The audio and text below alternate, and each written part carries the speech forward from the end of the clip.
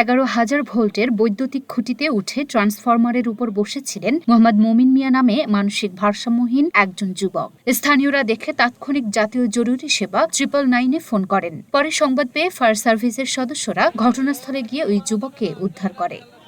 রোববার 999-এর পুলিশ পরিদর্শক আনোয়ার সাত্তার এ তথ্য জানান। তিনি বলেন, আজ সকালে একজন কলার জাতীয় জরুরি সেবা 999 নম্বরে ফোন করে জানান, ঢাকার ধামরাইয়ের পাঁচপীরের মাজার নামক স্থানে মোহাম্মদ মমিন মিয়া নামে একজন মানসিক ভারসাম্যহীন যুবক 50 ফিট উঁচু ট্রান্সফরমারের উপর বসে আছে। ট্রান্সফরমারে 11,000 ভোল্টের বৈদ্যুতিক লাইন ছিল।